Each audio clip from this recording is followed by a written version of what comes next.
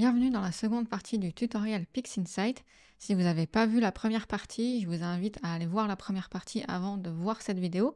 Je vous mets le lien dans la description. Et dans cette première partie, on a parlé de l'installation de PixInsight. On a fait un tour de l'interface avec les principaux éléments à connaître. Et on a pré-traité une image, donc notamment empilé des images brutes pour obtenir un master light qu'on va donc traiter ensemble dans cette seconde partie. Et juste avant de commencer, si vous ne l'avez pas encore fait, je vous invite à télécharger les process icônes et l'image qu'on va traiter ensemble dans la description. Donc, ce qu'on va faire maintenant, c'est qu'on va commencer par voir concrètement comment on fait des traitements, maintenant qu'on a vu un peu l'interface. Et la première chose à faire, ça va être de charger les process icônes que je vous ai fournis. Donc, il y a plusieurs moyens de le faire. Ce que je trouve le plus pratique, c'est de faire un clic droit, n'importe où sur le bureau, vous faites process icône et load process icône. Et donc là, vous allez chercher le fichier que je vous ai fourni, donc ce truc, .xpsm, qui est donc des process icônes, et donc faites open. Et donc là, il va nous charger des icônes de process et de scripts qui vont se mettre sur la droite. Normalement, c'est assez rapide. Voilà. Et là, en gros, ce que je vous ai préparé ici, c'est tout ce qu'on va faire pour traiter notre image. Petite pause. Si vous avez déjà téléchargé et ouvert les process icônes que je vous ai fournis, vous voyez que ce n'est pas tout à fait les mêmes. C'est normal, en fait, j'ai revu le tuto en cours de route. Pas de panique, vous avez bien les bons process icônes que je vous ai fournis dans la description, ça correspond bien en cours. En fait, j'ai juste supprimé quelques étapes que vous voyez sur mon écran. Donc, et ben là, on a à peu près tout ce qu'il nous faut pour commencer. On a nos process sur la droite et notre image ici. Et donc là, ce qu'on va faire, c'est qu'on va prendre chacun des traitements ici. On va les faire en direct et je vais vous expliquer à quoi ça correspond. Déjà, première chose, ici, notre image est complètement noire parce que c'est une image linéaire. C'est tout à fait normal. En gros, c'est une image qui n'a pas été... Il n'y a pas eu d'étirement d'histogramme, donc pour l'instant, elle est noire. Et vous allez voir qu'en fait, tous les premiers traitements qu'on va faire ici se font sur une image linéaire. Après, on va transformer notre image linéaire en image non linéaire. Puis, on va faire d'autres traitements en non linéaire. Le problème, c'est que si on fait un traitement comme ça sur du non linéaire, quand on fait un traitement, on doit voir ce qu'on fait. Or, là, on ne voit rien du tout. Donc, ce qu'on va faire un auto-stretch. Donc, on va étirer l'histogramme, mais de manière faux, de manière un fake étirement, juste pour voir ce que ça donne. Donc, comment on fait ça? On ouvre le process, donc on va aller dans Process, All Processes, on descend par ordre alphabétique et on cherche un truc qui s'appelle Screen Transfer Function, qui est ici. Donc, je clique et ça l'ouvre et ça nous ouvre une fenêtre comme ça. À savoir que je vous ai déjà fait, en fait, vous voyez qu'ici, alors je l'ai renommé STF, Screen Transfer Function, pour mettre un raccourci pour ne pas faire des icônes à rallonge. Mais en fait, si je ferme ici, donc ça, tous ces trucs-là, c'est de la même manière un peu que les images, c'est tout fonctionne par fenêtre. Et vous voyez, vous pouvez déplacer vos fenêtres, vous pouvez faire un peu ce que vous voulez. Je peux fermer la fenêtre, je peux retourner la chercher dans Process, All Processes et aller chercher le nom, ou alors je double-clique sur mon process icône ici et ça rouvre ma fenêtre. Et donc là, de la même manière, vous voyez, hop, si je ferme ça, j'ouvre celui-là, ça m'ouvre une fenêtre avec différents réglages. Donc on va reparler chacun plus en détail juste après. Mais donc là, on s'intéresse à Screen Transfer Function qui permet donc de faire de l'auto-stretch qui va permettre de voir ce qu'on fait. Parce qu'on ne va pas faire des traitements sur une image noire, ça, on ne verrait rien. Donc on risquerait de faire n'importe quoi. Donc ce qu'on veut, c'est voir quelque chose.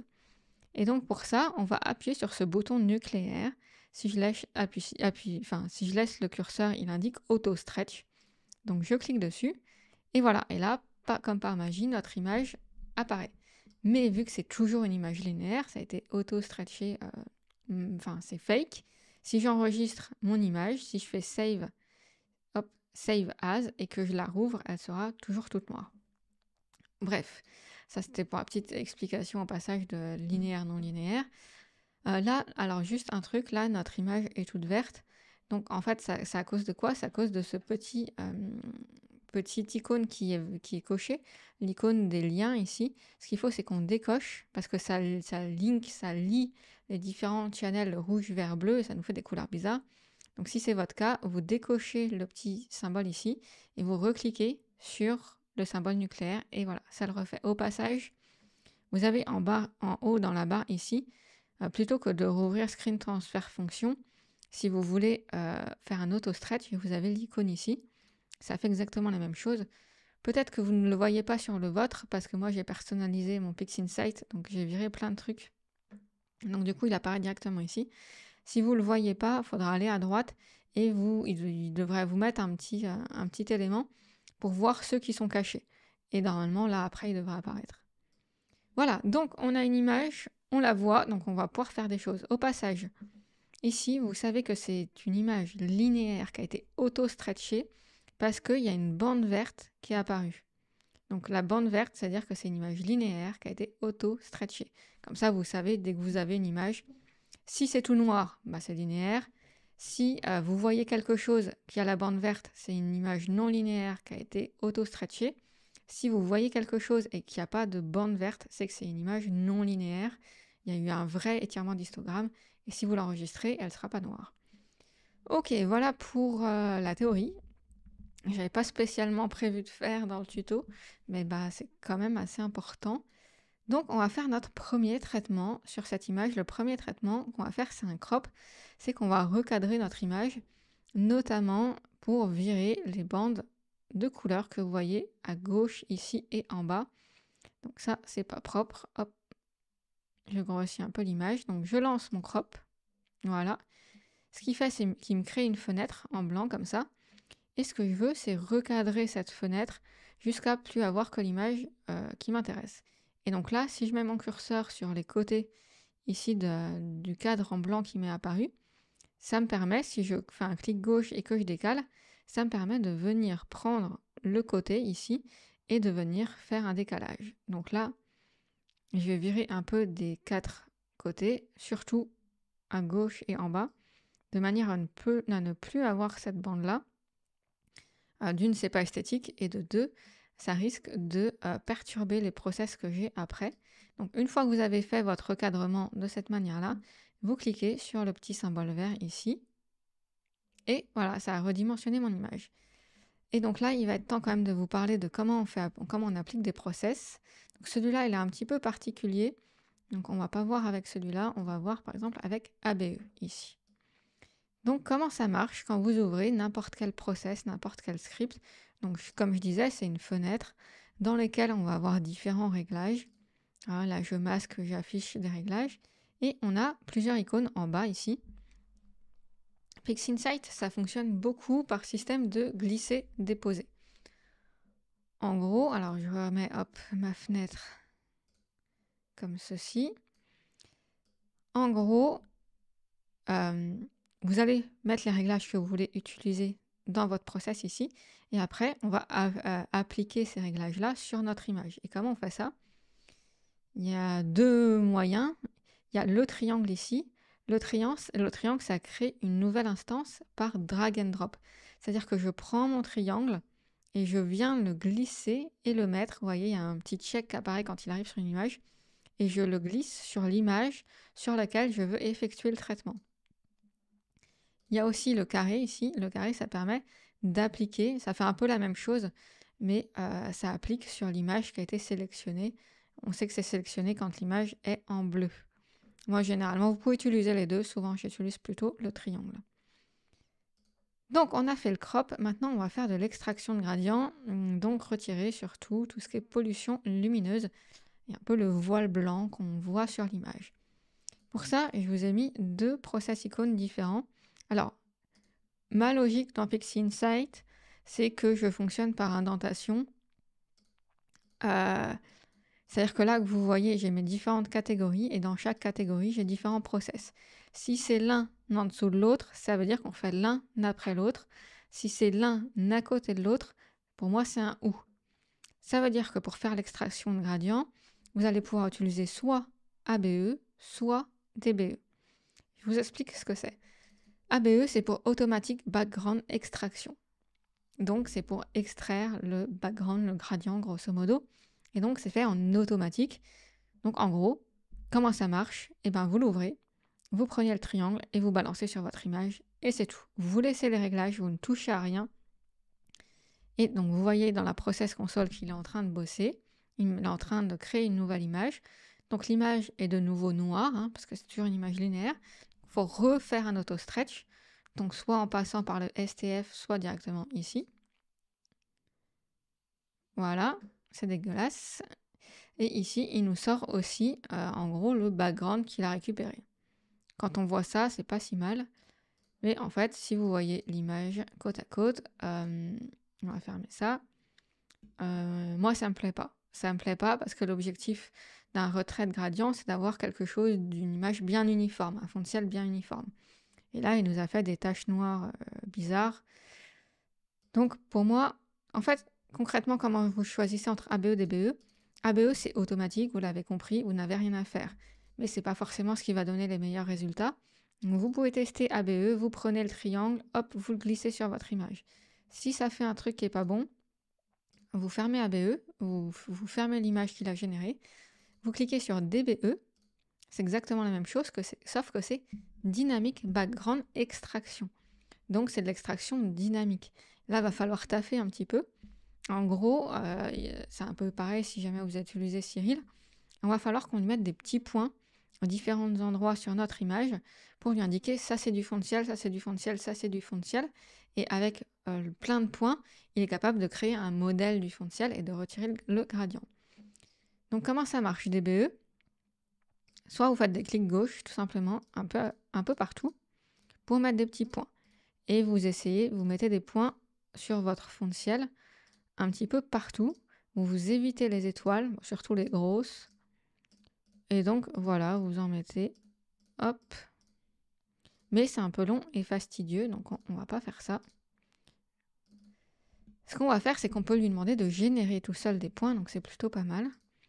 Donc vous pouvez, dans Sample Génération ici, vous pouvez changer la taille des points. Parce que là, vous voyez que c'est des petits points. On peut faire des points plus gros en changeant ici Default Sample Radius. Donc là, on peut mettre 30, ce qui va faire que vous voyez, hop, ça me fait des points plus gros. Et après, je peux cliquer sur Générer, et lui-même, il va me générer les points en mettant ici 10 par ligne. Évidemment, je pourrais aussi changer ce chiffre-là. Si je fais Générer, c'est pas mal, sauf que y a plein d'endroits qu'il a oubliés en fait. Moi, ce que je veux, c'est que vraiment, il m'en mette le plus possible que sur le fond de ciel, donc pas sur l'astre et pas sur les étoiles, surtout sur les grosses. Donc, ce qu'on va faire, c'est qu'on va jouer sur tolérance ici. Et en gros, plus il est tolérant, plus il va vous mettre de points. Donc, admettons, je lui mets une tolérance à 2 et je peux refaire Generate. Et là, vous voyez, il m'a mis plus de points. Et donc là, je peux faire un clic droit s'il y en a que je voudrais enlever, s'il y en a que je trouve qui sont trop proches de l'astre. Bon, allez, je vais virer toi. Non, pardon. C'est pas un clic droit, c'est d'habitude avec un autre logiciel. C'est la petite croix ici. Donc vous cliquez sur le point que vous voulez enlever, vous cliquez sur la croix ici. Allez, toi, je t'enlève aussi. Le reste, ça a l'air d'être bon. On pourrait en remettre, par exemple, je pourrais en mettre un. Non, on va pas en mettre. Et une fois que vous avez fait ça, tiens, je vais en mettre un là-haut. Une fois que vous avez fait ça, puis un là, vous cliquez, donc de la même manière, alors là c'est un petit peu particulier, sur celui-ci on ne va pas cliquer sur le triangle, on va cliquer sur le check ici, aussi sur le triangle, on peut prendre le triangle aussi tout simplement, et on va le glisser sur l'image. Et donc là, il bosse. Je reclique ici pour faire un auto-stretch, et voilà. Ça me semble mieux. Il y a des zones encore assez sombres. Bon, on va pas peaufiner, sinon on va y passer 3 ans. On va dire que c'est plutôt pas mal. Je ferme le background, on s'en fout. Donc avant, après, et on peut voir que quand même ça a bien amélioré. Notre astre ressort bien mieux. C'est comme si on avait vraiment enlevé un voile qui était sur notre image. Donc l'image de base, on va la garder. Je la mets en petit et je vais la mettre, je sais pas, on va dire là-haut. Et donc maintenant, on va continuer sur cette nouvelle image. Donc on a fait l'extraction de gradient, maintenant on passe sur la calibration des couleurs, comme son nom l'indique, pour calibrer les couleurs. Le premier truc qu'on va faire, c'est du background neutralisation, c'est neutraliser le fond de ciel qui serait pas bon. Celui-là, de la même manière, vous pouvez pas vous prendre la tête, vous prenez le triangle, vous balancez de manière automatique. Bon, ça n'a pas fait grand-chose, un petit peu quand même. Mais c'est pas, on va refaire parce que c'est pas la meilleure manière. Là, ça, la manière du feignant. On va faire la manière un petit peu plus évoluée. Ce qu'on va faire, c'est qu'on va, pour que ça marche mieux, on va lui indiquer exactement ça, c'est du fond de ciel. On va vraiment prendre une partie de notre image où il y a du fond de ciel et on va lui donner pour qu'il traite et qu'il analyse ensuite le fond de ciel. Donc, pour faire ça, il faut que je vous parle des previews. Les previews, qu'est-ce que c'est? C'est le fait de sélectionner une partie de notre image. Donc, comment on crée une preview déjà? Ici, dans les icônes que vous avez une petite feuille comme ça. Si vous mettez le curseur, ça met New Preview Mode. Vous avez le raccourci Alt-N. Sinon, ici, vous allez dans Preview, New Preview. Donc, on clique là. Et en fait, on va aller sélectionner une zone de notre image. Là, pour le coup, il faut être assez strict. On veut vraiment pas d'étoiles dedans. Et même si c'est une toute petite zone, c'est pas gênant. Donc, pour ça, je vais aller zoomer dans mon image. Et je vais me chercher une zone du fond de ciel. Donc, par exemple, hop, ici. Et donc, une fois que j'ai cette icône-là, je fais un trait, je fais un cadre, en fait, avec ma souris, et on a une nouvelle image qui est apparue ici, qui est donc l'image qu'on a fait en preview. Et donc, si je dézoome, vous voyez, on a notre preview ici. Et donc, cette preview, on va venir la mettre dans Region of Interest. Un superbe accent anglais. Alors, la plupart des gens mettent dans référence image, c'est pas la bonne pratique, en tout cas de PixInsight, dit qu'il faut le mettre dans Region of Interest. Donc, c'est ce qu'on va faire. Vous avez deux moyens. Soit vous prenez votre preview ici, vous cliquez, vous sélectionnez l'image, vous prenez ici le nom, et par drag and drop, vous venez et vous mettez ça sur From Preview. Et ça va tout de suite cocher et ça va sélectionner la preview. Si vous n'aimez pas le drag and drop, on recommence. Et donc, je coche, je clique sur From Preview, et là, je viens sélectionner ma vue. OK. Et une fois que c'est fait, comme pour les autres process, on prend le triangle et on vient le mettre sur notre image. Et donc là, on attend un petit peu. Pas longtemps parce que c'est rapide, j'ai même pas le temps de boire. Moi, je bois un coup quand même. Et voilà. Donc, on peut prendre les flèches là, pour faire avant, après. Il n'y a pas grand-chose qui a été fait. Ce qu'on va faire maintenant, mais c'est important quand même de le faire, c'est du color calibration. Ça va calibrer les couleurs de notre astre.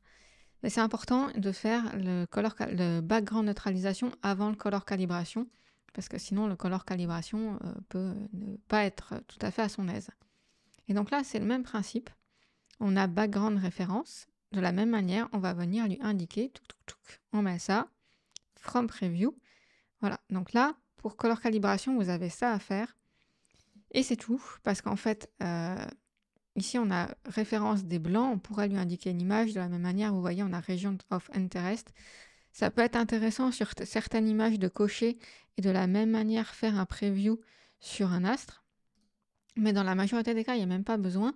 Il n'y a même pas besoin de mettre quelque chose dans référence image. Si vous mettez rien, il va prendre tout simplement votre image en entière. Et voilà. Et donc, c'est fait. On prend le triangle et on balance sur l'image.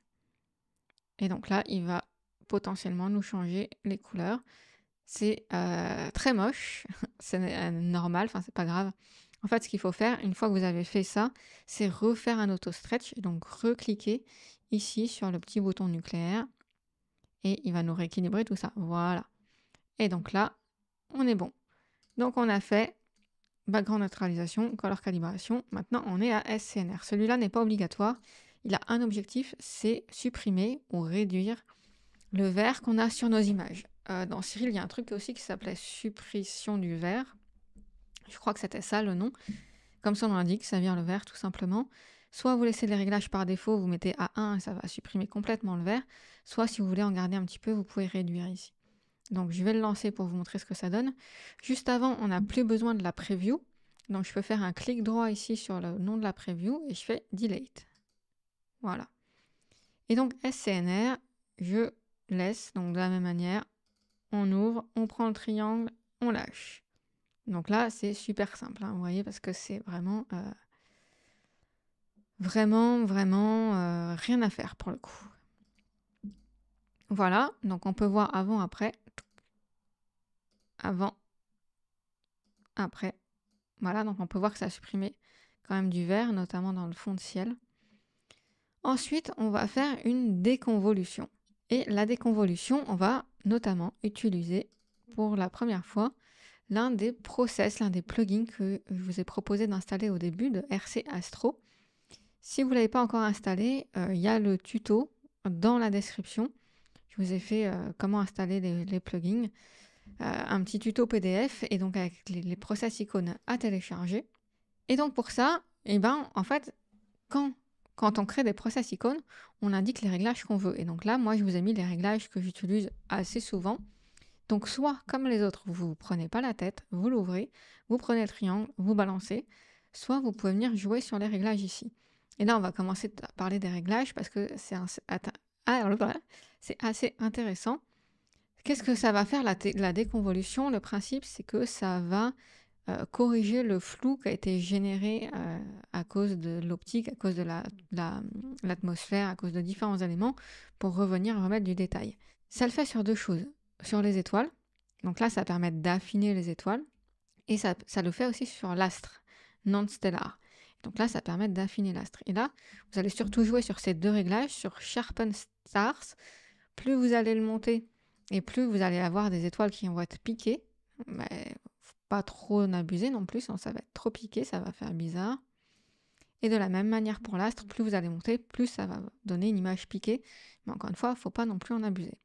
Donc ce que je vous propose, c'est qu'on le fasse. Donc je prends le triangle, donc je laisse les réglages que j'ai mis par défaut. Je prends le triangle et je le lance. Donc là, ça va être un petit peu plus long, donc il faut juste qu'on attende. Voilà.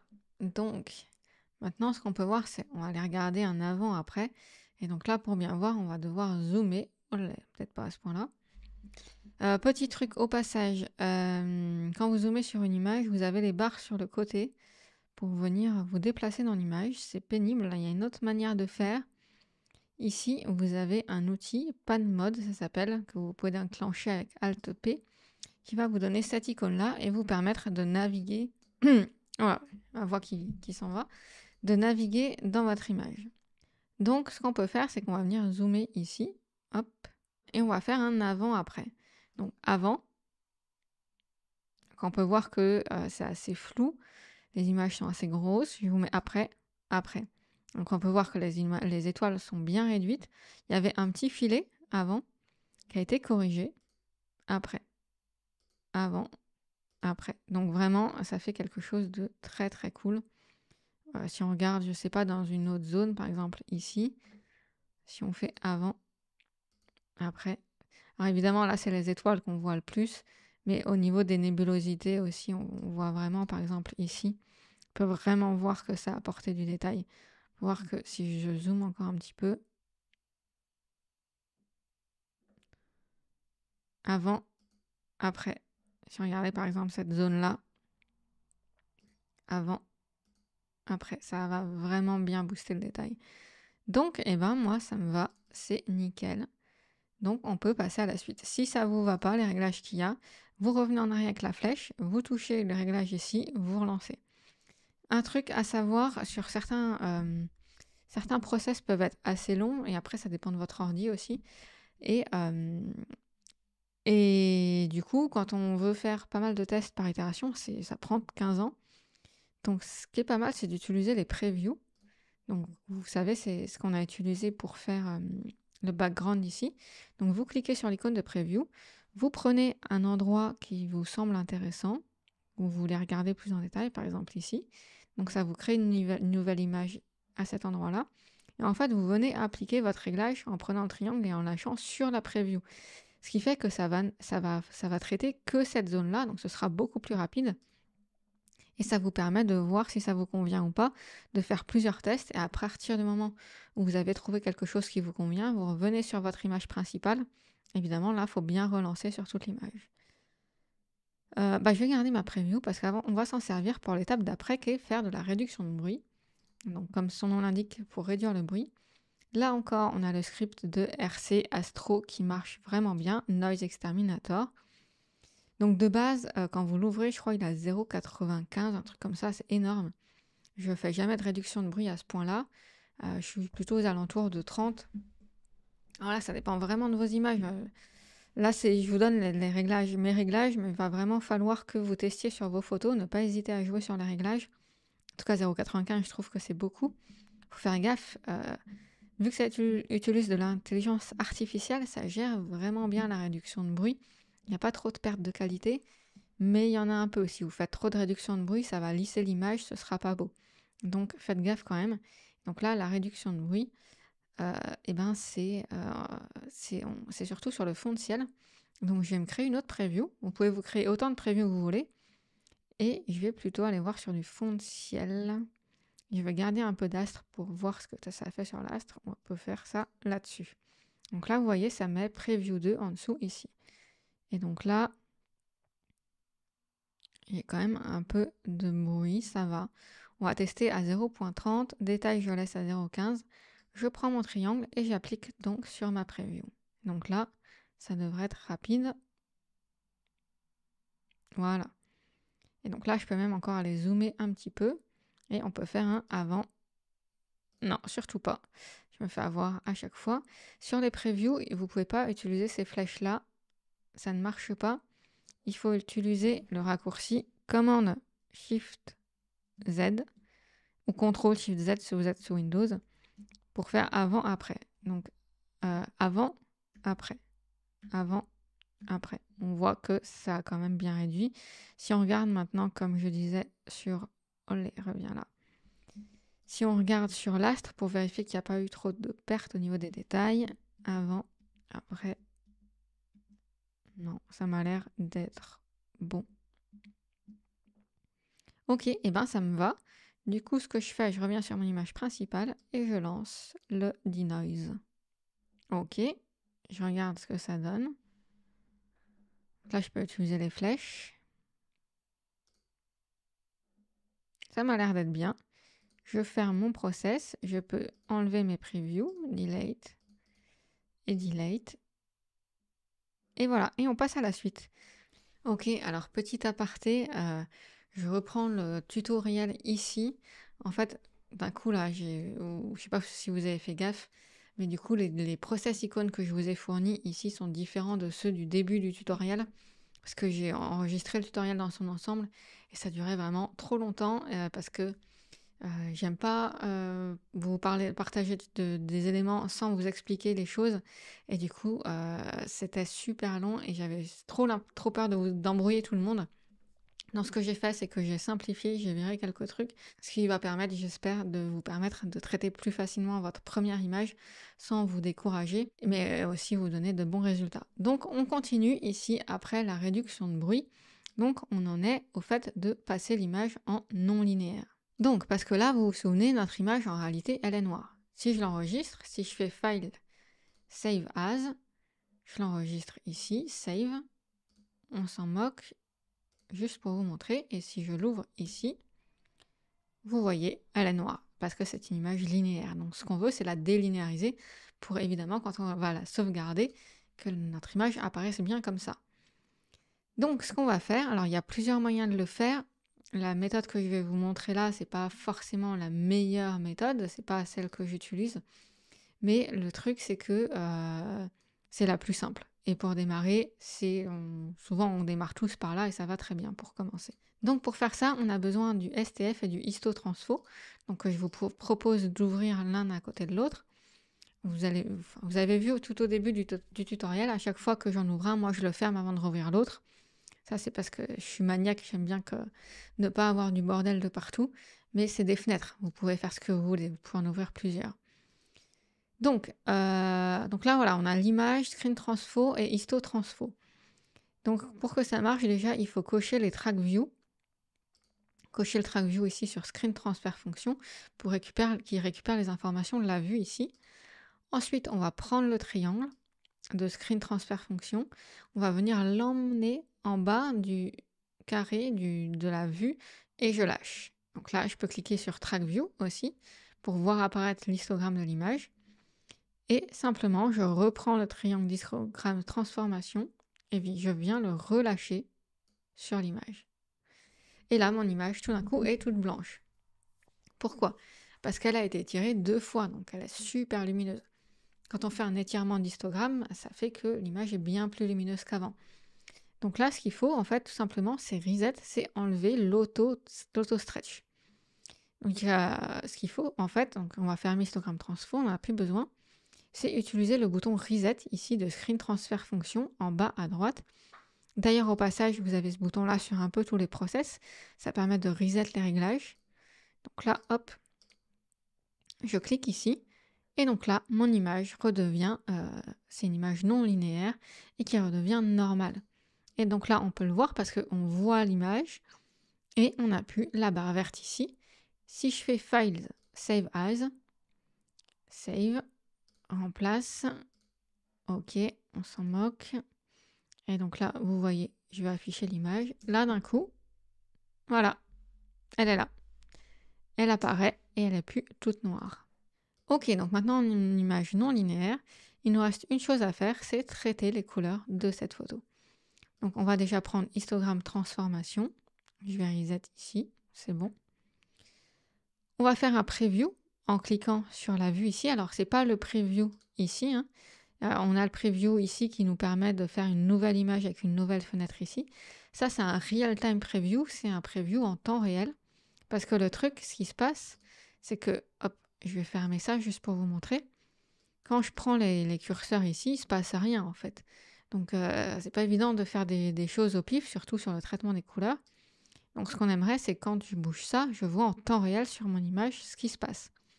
Donc, pour ça, il faut faire le real-time preview. Donc, je clique ici sur le cercle vide. Ça me met une nouvelle fenêtre du preview. Et donc là, vous voyez que quand je prends mes curseurs, il se passe vraiment quelque chose. Et donc là, on peut jouer sur les couleurs. Par exemple, si on veut virer un peu de vert, je peux prendre mon curseur ici, les tons moyens, et je peux par exemple venir le mettre, hop, j'arrive pas à le prendre, le mettre un peu plus sur la droite pour enlever un peu de vert, admettons. Et puis j'applique avec le carré.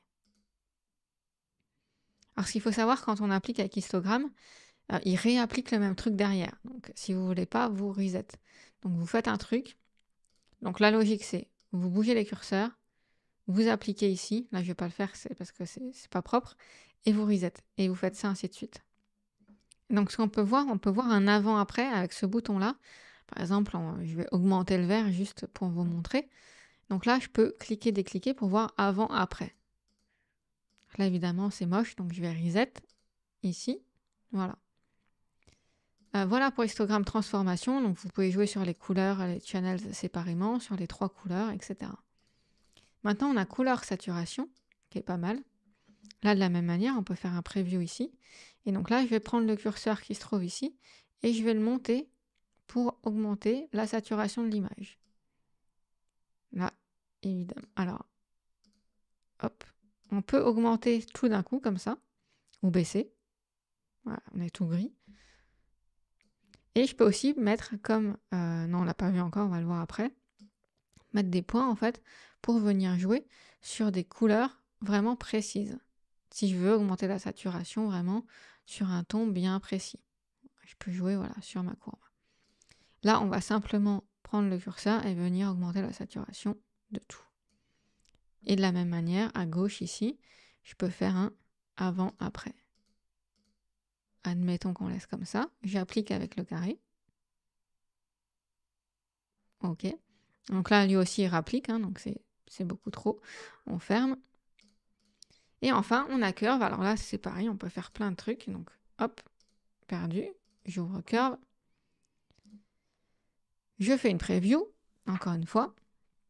Et donc là, par exemple, là, je peux mettre des points. Je mets des points sur ma ligne et je peux venir bouger et faire un petit peu ce que je veux au niveau de ma courbe. Là, je vais reset. Donc, clic gauche pour mettre un point, clic droit sur le point pour le supprimer.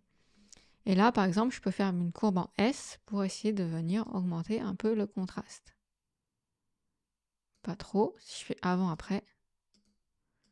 Le problème, c'est que le cœur d'Orion crame, donc c'est pas forcément une super bonne idée.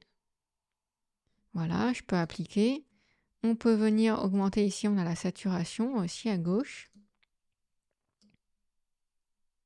à droite, pardon. Donc, je peux augmenter la saturation. Voilà. Je peux à la limite baisser le vert parce qu'on voit qu'il y a pas mal de vert qui ressort. Voilà, donc au niveau des couleurs, on a un peu mieux. Je peux venir augmenter le bleu. Alors attention, si vous faites ça, vous augmentez vous augmentez pas que sur l'astre, vous augmentez aussi sur le fond de ciel, donc il faut faire gaffe. Idéalement, on va utiliser des masques en fait pour protéger le fond de ciel et travailler que sur l'astre. Mais voilà, là ce sera plutôt pour un autre tuto parce que c'est déjà long. Donc je vais juste y aller avec parcimonie. On peut augmenter peut-être un chouïa le rouge, mais là encore une fois, on voit que ça augmente vite le fond de ciel. Si je fais un avant, après, voilà. On a surtout viré pas mal de vert, hein. Il y avait vraiment trop de vert. Et une fois que j'ai fini, je peux appliquer ici et fermer ma fenêtre et mon preview. Et j'ai mon image qui a été, voilà, une image finalisée avec tous les traitements qu'on a fait ici. Voilà pour ça, pour ce premier tuto. J'ai essayé de faire quelque chose d'assez simple, mais en même temps, il y a l'essentiel. Donc pour résumer, on a recadré l'image pour virer les bords qui étaient moches. On a fait de l'extraction de gradient pour virer le voile blanc dû à la pollution lumineuse. On a calibré les couleurs du fond de ciel et de l'astre. On a fait une déconvolution pour retrouver des détails qui ont été perdus au moment de l'acquisition. On a fait de la réduction de bruit. On a passé notre image en non linéaire, donc pour pas plus avoir une image noire. Et on a travaillé les couleurs. Il y aurait d'autres choses qu'on pourrait faire, la séparation de couches, la réduction d'étoiles, du starless, etc. Ça, on pourra en parler dans un second temps. Là, je voulais surtout ne pas trop vous embrouiller, parce qu'il y a déjà toute la compréhension de PixInsight avec le process, la logique du drag and drop, etc., qui sont à comprendre. J'espère que ça vous aura aidé, que ça vous aura plu, que vous aurez réussi à avoir un premier résultat plutôt sympa. Pensez bien à télécharger le tutoriel pour installer les process icônes là, où vous allez pouvoir directement les installer dans votre Pix et juste faire des glisser-déposer avec les bons réglages. Et donc l'image à traiter avec moi. Encore une fois, c'est le premier lien dans la description. Et si vous voulez aller plus loin, j'ai aussi une formation complète vraiment qui détaille tout de A à Z PixInsight qui dure plus de 6 heures. Et là aussi, je vous mettrai le lien dans la description si jamais vous voulez y jeter un œil. Et sur ce, je vous souhaite de bons traitements et évidemment, gardez la tête dans les étoiles.